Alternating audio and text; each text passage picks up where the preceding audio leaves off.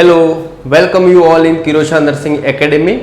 आज हम आपके लिए किरोशा नर्सिंग एकेडमी के ऑनलाइन प्लेटफॉर्म पे 25 नेक्स्ट क्वेश्चन जो मॉडल पेपर सीओ अपन जो प्लान कर रहे हैं कोर्स का, उसका मॉडल पेपर 6 नंबर लेके आए, जिसके अंदर बेसिक मोस्ट इम्पॉर्टेंट और एकदम से कॉमन क्वेश्चन जो कि हर बार एग्जाम में रिपीट होते हैं और बहुत ही ईजी है। आई होप, मैं उम्मीद करता हूँ आप सब इसका करेक्ट आंसर दे पाएंगे। देखिए चलते हैं, चलो नेक्स्ट क्वेश्चन की ओर।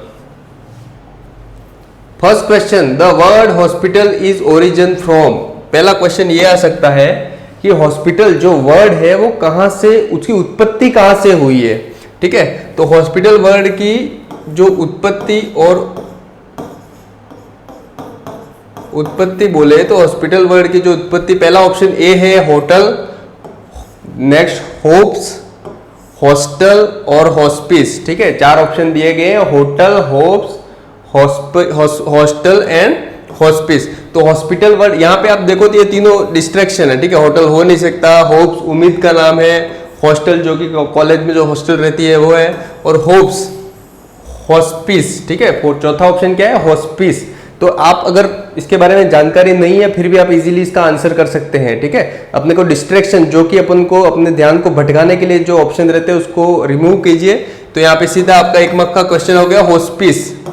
ठीक है, हॉस्पिस वर्ड से हॉस्पिटल बनाए। नेक्स्ट क्वेश्चन, सेकंड क्वेश्चन की ओर चलेंगे। During hospitalization of the patient get other infection is term as. During hospitalization, जब पेशेंट हॉस्पिटल में एडमिट होता है और उसको जो जब वो किसी और बीमारी के साथ एडमिट हुआ है, लेकिन हॉस्पिटल में एडमिट होने के बाद उसे और भी संक्रमण हो गया है, इन्फेक्शन हो गया, उस संक्रमण को क्या कहते हैं। A viral infection, B fungal infection, C bacterial infection, D nosocomial infection. ठीक है, तो यहाँ पे करेक्ट आंसर कौन सा है, वायरल इन्फेक्शन, फंगल और बैक्टीरियल तीनों अपने ध्यान को भटकाने के लिए दिए हुए। हॉस्पिटल में जो इन्फेक्शन होगा, आपने सुना होगा अपने ड्यूरिंग कोर्स एकेडमिक ईयर में कि उसे बोलते हैं nosocomial infection is the correct answer. Second is the correct answer. Okay, next question, what is meaning of inventory in hospital setup. अगर आपने हॉस्पिटल सेटअप में काम किया है, आप किसी वार्ड में हो, तो कोई भी इंचार्ज आपका जाते ही पहले ये समझाता है कि ये भाई इन्वेंट्री है, आपको शिफ्ट में आते ही पहले इन्वेंट्री करनी है। ठीक है, तो ऑप्शन है care of the patient, transfer the patient, admission discharge of the patient, detail list of the article in the hospital. तो अपन को इन्वेंट्री में क्या करना होता है, B is the correct answer, detail list of the article in the hospital. ठीक है, तो जब मैं क्वेश्चन पढ़ूं आपके दिमाग में आंसर कर लेना। अभी अपन लाइव क्लास में नहीं है, जब लाइव क्लास में जाए तो आप कमेंट भी कर सकते हो, लेकिन आपको अच्छे से पहले से दिमाग में रखना है। जब तक मैं आंसर बताऊं तब तक मैं इसका आंसर ये होना चाहिए। ठीक है, तो D is the correct answer. जब अपन डिटेल लिस्ट ऑफ, अपने पास आर्टिकल रहेगी कि इस वार्ड में 25 आर्टिकल है, तो 25 article at the time of the shift आपके हाथ में है कि नहीं है, मतलब आपके प्रेजेंट होना चाहिए, वो कहीं मिसप्लेस नहीं हो जाए। ठीक है, तो इसका मीनिंग है inventory. Infection to the urethra is term as. ठीक है, next question, infection to the urethra is term as. Urethra में इन्फेक्शन होने की को टर्मिनोलॉजी में क्या कहते हैं। पॉलीनेफ्राइटिस, ये अपन इन्फ्लामेशन वाले टॉपिक में पढ़े हुए हैं। पॉलीनेफ्राइटिस, स्टोमेटाइटिस, सिस्टाइटिस, यूरेथ्राइटिस। ठीक है, पॉलीनेफ्राइटिस क्या किसे बोलते हैं, रीनल पेल्विस के इन्फ्लामेशन के लिए।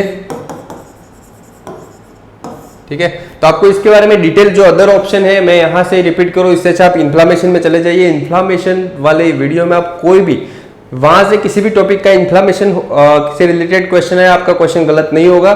तो pyelonephritis, inflammation of the renal pelvis, stomatitis आप इन्फ्लामेशन वाले टॉपिक में पढ़िए, सिस्टाइटिस इन्फ्लामेशन वाले टॉपिक में देखिए अच्छे से, तो आपका ग्रोइंग नहीं होगा। तो यूरेथ्राइटिस, ठीक है, द टर्म इटसेल्फ से यूरेथ्राइटिस। कोई भी इन्फेक्शन और इन्फ्लामेशन जब होता है तो किसी वर्ड जो ऑर्गन दिया हुआ है उसके पीछे आइटिस लग जाता है। ठीक है, तो यूरेथ्रा दिया हुआ है, यूरेथ्राइटिस, तो इसका correct answer is the fourth, urethritis, D option. ठीक है, next question, which is the commonest brain tumour. जो कॉमनेस्ट ब्रेन ट्यूमर होता है उसका नाम क्या है, ये क्वेश्चन पूछना चाहता है। Option A glioma, nephroma, neuroma, meningioma. कोई भी ट्यूमर रहता है, बिनाइन ट्यूमर, उसके पीछे माँ लिखा होता है। जैसे इन्फ्लामेशन के पीछे आइटिस लगा होता है, ट्यूमर के पीछे ओमा लिखा होता है। ठीक है, तो ग्लियोमा, नेफ्रोमा, न्यूरोमा और मेनिंजोमा। तो इसका करेक्ट आंसर है कौन सा है? ग्लियोमा। 30 से 40% जो भी ब्रेन ट्यूमर होते हैं इसमें मोस्ट कॉमन होता है, उसे बोलते हैं glioma. Next question, a female client has acute pancreatitis, which of the following sign and symptom the nurse would expect to see. Acute pancreatitis का पेशेंट है, अगर वो हॉस्पिटल में एडमिट होता है तो सबसे इनिशियल साइन एंड सिम्टम अपन को एज ए नर्स क्या आप आइडेंटिफाई करोगे, ये क्वेश्चन पूछना चाहता है। ऑप्शन ए असाइटिस है, ऑप्शन बी जॉन्डिस है, ऑप्शन सी हाइपरटेंशन है, ऑप्शन डी डायरिया है। ठीक है, तो एक्यूट पैनक्रियाटाइटिस में मोस्ट कॉम्प्लिकेशन क्या होगा? हाइपोवोलेमिया। ठीक है, तो अपन को फ्लूइड मैनेजमेंट देखना है। असाइटिस हो नहीं सकता। एक्यूट पैनक्रियाटाइटिस में क्या होता है? जो बाइल डक्ट होता है उसमें ऑब्स्ट्रक्शन आ जाता है, तो बाइल डक्ट में ऑब्स्ट्रक्शन की वजह से इस पेशेंट को क्या होगा? जॉन्डिस होगा। ठीक है, next question, the nurse is assisting the client casted the extremities for sign of infection, which of the following finding indicative of infection. ये क्वेश्चन थोड़ा सा आपको घुमा के क्वेश्चन पूछा गया है। किसी पेशेंट को फ्रैक्चर हुआ है, उसके बाद कास्ट लगाया, मतलब प्लास्टर लगाया हुआ है। ठीक है, तो प्लास्टर लगाने के बाद उसको इन्फेक्शन हो जाए तो इस इन्फेक्शन के साइन एंड सिम्टम क्या है। तो आप सीधा क्वेश्चन भी पढ़ सकते हो कि भाई इतना ज़्यादा डिस्ट्रैक्ट नहीं होना है, आपको इन्फेक्शन के साइन एंड सिम्टम जो मेन चीज़ है वो यहाँ पे। पहला coolness to touch, pain. Coolness to touch किस में होता है? इनफिल्ट्रेशन में। जब कभी आईवी कैनुला अपन लगाते हैं, अगर वो आउट हो गया तो उसमें जो लीकेज ऑफ द वाटर की वजह से कूलनेस ऑफ द टच होता है। पेन फ्रैक्चर में हो सकता है। Weak peripheral pulse, weak peripheral pulse कब होता है? जब कास्ट ज्यादा टाइट बांधा गया है तो उसको वीक पेरिफेरल जो पल्स है वो वीक हो जाएगी कि प्रॉपर सर्कुलेशन नहीं होगा। Pressure of the hot spot on the cast, infection में क्या होगा?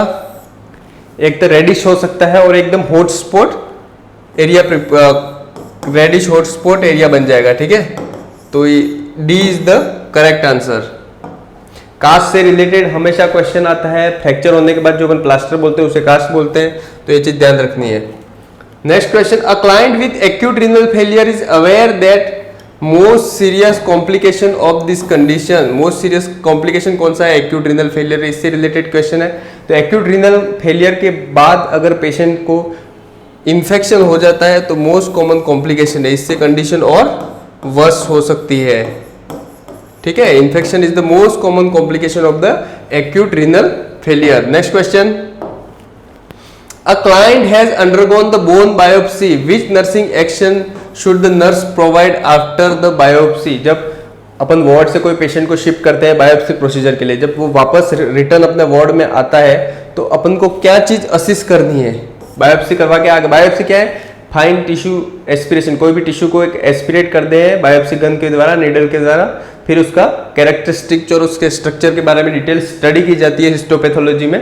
तो बायोप्सी हो गई, कोई भी लीवर बायोप्सी हो गई, लंग बायोप्सी, तो किसी भी ऑर्गन की बायोप्सी हो गई। जब पेशेंट अपने वार्ड में आता है, अपन को क्या एज ए नर्स आपको क्या प्रायोरिटी वाइज देखना है? फर्स्ट चेक द वाइटल्स, आप देख सकते हो वाइटल चेक करना चाहिए। प्रोवाइड पोजीशन, प्रॉपर पोजीशन हर कोई बायोप्सी के पीछे देनी चाहिए। Check the level of the pain, biopsy needle insert किया तो बायोप्सी में पेन होगा तो level of the pain assess करना है। Check the site of the haematoma, तो प्रायोरिटी बेसिस आपको क्या चेक करना है? Check the site of the haematoma, क्योंकि 16 to 18 गोज की बायोप्सी गन्स के नीडल्स एस्पिरेशन से टिश्यू एस्पिरेशन किया जाता है, टिश्यू को निकाला जाता है, तो वहां पे एट द साइट इंजुरी के चांसेस है और वहां पे ब्लीडिंग हो सकती है, स्वेलिंग हो सकती है। इस चीज को अपन को मोस्ट प्रायोरिटी है, बाकी सब तो चेक करना ही है, लेकिन मोस्ट प्रायोरिटी हेमेटोमा के साइन को एट द साइट चेक करना है जहां से बायोप्सी निकल गई है। ठीक है, next question, a client with hyperthyroidism frequently complain of feeling of cold, the nurse should tell the client she will be more comfortable if she. जो हाइपोथायरॉयडिज्म होता है, हाइपोथायरॉयडिज्म में कोल्डनेस पेशेंट का मेन कंप्लेन रहता है, feeling cold. ठीक है, तो वो ठंड ज्यादा महसूस करता है, तो उसमें अपन को क्या चीज करने से उसको ज्यादा कंफर्टेबल होगा, ये क्वेश्चन में पूछा है। First, use of electrical blanket at night, रात को इलेक्ट्रिकल ब्लैंकेट यूज करें जिससे उसकी ठंड कम हो, कोल्ड कम हो। Applies the heating pad to the her feet, dress the extra layer of the clothing, takes the hot bath morning and evening. ठीक है, ये 4 ऑप्शन दिए हैं, कौन सा आंसर आपके हिसाब से करेक्ट होना चाहिए? A B C D, C is the correct answer. चलो क्यों सी करेक्ट आंसर है उसके बारे में मैं आपको बताऊंगा। Use the electrical blanket at night, electrical blanket at night use होंगे तो हाइपरथर्मिया के चांसेस ज्यादा हो सकते हैं। Applies the heating pad to the feet, ये अपने नर्सेस के निग्लिजेंस में आता है, जब हीटिंग पैड अप्लाई करते हैं तो कभी कभी पेशेंट बर्न्स हो जाता है, ठीक है, जल जाता है। ड्रेसेस इन एक्स्ट्रा, सबसे सेफेस्ट मेथड है, उसको बोल दो भाई आपको ठंड लग रही है, आप एक एक्स्ट्रा ड्रेस पहन लो, ठीक है। ये इनिशियली अपन को करना है हाइपोथायरॉयडिज्म में।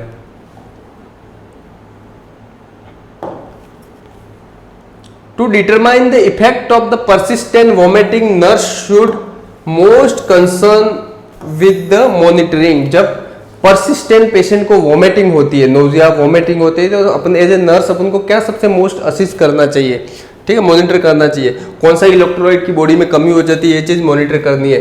पहला है sulphate and bicarbonate level, phosphate level, bicarbonate and lipid and chloride and sodium, ये 4 ऑप्शन दिए गए हैं। तो जब नोजिया एंड वॉमिटिंग होगी, फ्लूइड वॉल्यूम डेफिसिट होगा, ठीक है, क्या होगा, fluid and electrolyte volume deficit होगा। तो अपन को जो सोडियम और क्लोराइड को असिस्ट करना है, क्योंकि सोडियम और क्लोराइड किस में पाए जाते हैं, मैंने प्रीवियस लेक्चर में बताया है, एक्स्ट्रा सेलुलर फ्लूइड में, ठीक है, क्या, एक्स्ट्रा सेलुलर फ्लूइड में। तो सोडियम एंड क्लोराइड को असिस्ट करना है, तो D is the correct answer, ठीक है। Next question, longest bone in the human body, जैसे स्टार्टिंग क्लास मैंने बताया था, सबसे इजी क्वेश्चन है, मोस्ट रिपीटिंग क्वेश्चन है। तो इसमें क्वेश्चन क्या है, longest bone in the human body, कौन सा, A B C D, longest bone कौन सा ह्यूमन बॉडी में, चलो बताइए। First is the humerus, femur, पटेला और टिबिया, ठीक है। आप सीधा देखेंगे तो ये दोनों में मतलब डाउट, पटेला तो सबसे एकदम छोटी बोन होती है, टिबिया भी छोटी है, ह्यूमरस और फीमर में कंफ्यूज होंगे ज्यादा से ज्यादा। तो femur is the longest bone, leg की जो फीमर होती है वो है longest bone of the human body. Insulin is secreted by, जो इंसुलिन है पेनक्रियास से सिक्रेट होता है, तो कौन सी पेनक्रियास में 4 सेल मोस्ट इंपॉर्टेंट होते हैं, कौन सी सेल के द्वारा सिक्रेट होता है, तो first is alpha cell, beta cell, gamma cell और डेल्टा सेल। चलो यहाँ पे मैं डिटेल में बता दूं, अल्फा सेल से क्या सिक्रेट होता है, ग्लूकेगॉन, क्या होगा, ग्लूकेगॉन। बीटा सेल से क्या होगा, इंसुलिन। तो अपना क्वेश्चन का आंसर मिल गया, इंसुलिन किससे सीक्रेट होगा, बीटा सेल्स, सबसे ज्यादा आइसोलेट्स ऑफ लैंगरहैंस प्रेजेंट होती है। गामा सेल्स में क्या होगा, पॉलीपेप्टाइड, गामा सेल से क्या सीक्रेट होगा, पैनक्रियाटिक पॉलीपेप्टाइड। और डेल्टा सेल से क्या होगा, सोमेटोस्टेटिन, सोमेटोस्टेटिन। तो ये अपन ने 4 क्वेश्चन क्लियर कर लिए। अगर कोई भी सेल के बारे में पूछा जाए, अल्फा, बीटा, गामा, डेल्टा, तो आप आंसर कर सकोगे। Next question, which artery supply blood to the head and neck, इसमें पूछा है कौन सी आर्टरी ब्लड हेड और नेक को सप्लाई, सर और नेक को सप्लाई, गले को सप्लाई, कौन सी आर्टरी, कॉर्नियल आर्टरी हार्ट को करती है। तो यहाँ पे सीधा आंसर बी में मिल गया, carotid artery, intercostal artery lungs को, गैस्ट्रिक स्टोमक को, ठीक है। तो अपना करेक्ट आंसर कौन सा हो गया, B, carotid artery supply to the head and neck. A normal respiration of the healthy person, कौन, हेल्दी पर्सन, ये रेस्पिरेटरी रेट के बारे में पूछा गया है। हेल्दी एडल्ट का नॉर्मल रेस्पिरेशन, रेस्पिरेटरी रेट कौन सा होता है, ये क्वेश्चन एम्स में आया हुआ है, आरआरबी में आया हुआ है, एएसआईसी में, हर पेपर में आता है, ठीक है। तो मैक्सिमम अपने सीएचओ में ये बेसिक लेवल पे, आप रूट लेवल पे काम करोगे, गांवों में, विलेजों में काम करोगे, तो आपको रेस्पिरेटरी रेट, पल्स रेट, वो सब के बारे में तो कॉमन आपको पता होना चाहिए, सब terminology. 5 to 10 beats per minute, 10 to 15 beats per minute, 16 to 20 beats per minute, 20 to 30 beats per minute। तो 16 to 20 beats per minute होगा। अगर less than 10 beats per minute होगा ब्रेडेपनिया कहते हैं, more than 24 beats per minute होगा टकेपनिया बोलते हैं, ठीक है। और एब्सेंस ऑफ रेस्पिरेशन को क्या बोलते हैं, अपनिया, और नॉर्मल रेस्पिरेशन को यूपनिया, ठीक है। तो टर्मिनोलॉजी के बारे में भी अपन डिटेल में क्लास करेंगे आगे, और आप इसके बारे में वैसे तो बेसिक मैंने रेस्पिरेशन के बारे में बता दिया आपको। Next question, the only gland which is classified as a endocrine और एक्सोक्राइन, अपने बॉडी में कौन सी ऐसी ग्लैंड है जो वो दोनों फंक्शन करती है, एंडोक्राइन एंड एक्सोक्राइन। एंडोक्राइन क्या करता है, हार्मोन सिक्रीट करता है, एक्सोक्राइन क्या करता है, डाइजेस्टिव जूस सिक्रीट करता है। तो thymus, thyroid, pancreas and pituitary, तो D C is the correct answer, pancreas. Pancreas क्या करती है, कौन सी ग्लैंड है, एक ही बॉडी में एकमात्र ग्लैंड है जो एंडोक्राइन एंड एक्सोक्राइन दोनों टाइप की होती है, दोनों फंक्शन उसके अंदर रहते हैं, ठीक है। Response from a receiver to sender is also known as, communication process का क्वेश्चन है, बहुत इजी क्वेश्चन आपको समझना है। सेंडर, रिसीवर,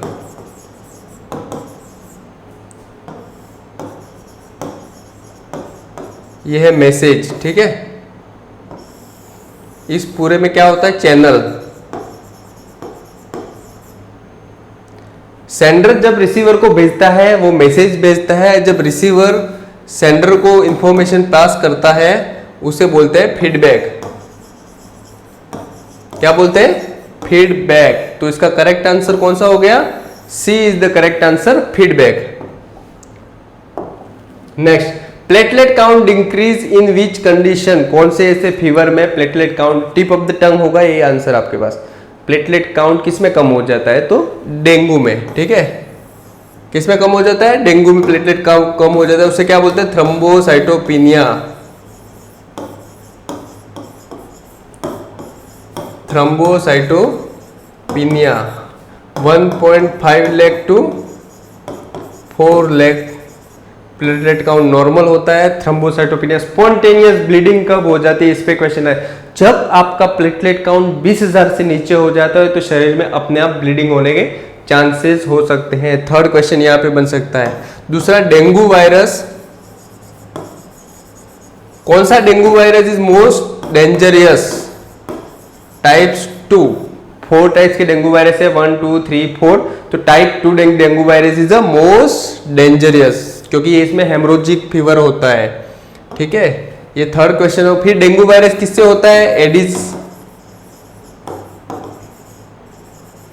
एगप्टी, एडिस एगप्टी के द्वारा डेंगू वायरस होता है। तो यहाँ पे सब क्वेश्चन डेंगू के बारे में मैंने बता दिए हैं। Next, I padding is applied on the unconscious patient, जब हॉस्पिटल में कोई अनकॉन्शियस पेशेंट है तो उसको आई पैड करते हैं, दोनों आई कॉटन से पैड करके कवर करते हैं, क्यों, इसका रीजन क्या है। Option A, dryness of the eye, second B, blinking of the eye, third eye movement, fourth corneal ulcer.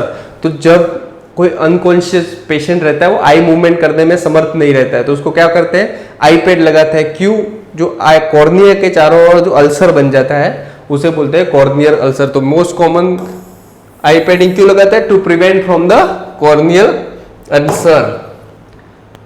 The community health officer, अपने कम्युनिटी हेल्थ ऑफिसर पे क्वेश्चन आया है। Community health officer explain a new diagnosis diabetic mellitus patient that the purpose of the medication is to treat. कोई diabetic mellitus का patient आपके पास health and wellness centre पे आएगा, अगर वो पूछता है कि डायबिटीज मेलाइटिस, उसका ब्लड शुगर लेवल ज्यादा है, तो आपको क्या बताना, आपका पर्पस क्या है, आपका उद्देश्य क्या है ट्रीटमेंट का, किससे बचना है, हाइपोग्लाइसीमिया, हाइपरग्लाइसीमिया, हाइपोकैल्सीमिया, हाइपरकैल्सीमिया। तो डायबिटीज मेलाइटिस में क्या होगा, ब्लड शुगर लेवल इंक्रीज हो जाता है, उससे क्या बोलते हैं, हाइपरग्लाइसीमिया। तो अपना मेन गोल क्या है, टू ट्रीट द हाइपरग्लाइसीमिया। ये तो आ गया किसमें, कॉम्प्लिकेशन में, किसमें, कॉम्प्लिकेशन में। तो hyperglycaemia is the correct answer. Next question, pernicious anaemia is caused due to deficiency of, pernicious anaemia किसकी कमी की वजह से होता है। Option A, thiamine, iron, vitamin B12, folic acid.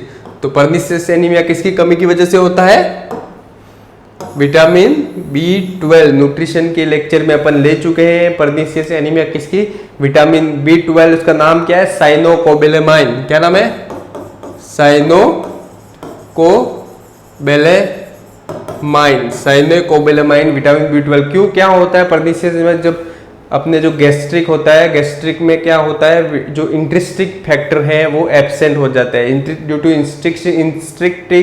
इंस्ट्रिनिक factor. Intrinsic factor absent होने की वजह से, इंट्रिंसिक फैक्टर का फंक्शन ही है कि वो क्या करता है, विटामिन B12 के एब्जॉर्प्शन में हेल्प करता है, ठीक है। तो विटामिन B12 की डेफिशिएंसी की वजह से क्या, जब इंट्रिंसिक फैक्टर ही नहीं है तो विटामिन B12 का एब्जॉर्ब नहीं होगा, आप भले कितना भोजन में ले लो, ठीक है। तो अपन विटामिन B12 के IM इंजेक्शन लगाने की जरूरत पड़ती है, जो वीक में वंस अ वीक लगाते हैं, ठीक है। टोनिसिटी ऑफ रिंगर लैक्टेट, अपने क्वेश्चन ऐसे आते हैं आइसोटोनिक, हाइपोटोनिक, हाइपरटोनिक, ठीक है। तो रिंगर लैक्टेट किस में आता है, ये है question. Isotonic, normotonic, hypotonic, hypertonic. Ringer RL NS किस में आते हैं, आइसोटोनिक में। There are how many decilitre in 1 litre, 2009 RPSC में क्वेश्चन में आया है, how many decilitre in 1 litre में कितने डेसीलीटर होते हैं, तो उसका करेक्ट आंसर है 10। Which regulatory body is associated with the registration of nurses in the state? ये तो आप इसके गो थ्रू हुए ही होंगे अभी, जो ड्यूरिंग फॉर्म भरने में अपन को state nursing, Rajasthan nursing council, Gujarat nursing council, Maharashtra nursing council, MP nursing council में जाने की आवश्यकता पड़ी थी। तो इसके लिए कौन सा रेगुलेटरी बॉडी करती है, INC Indian nursing counselling, state nursing counselling, Indian medical counselling, state medical counselling.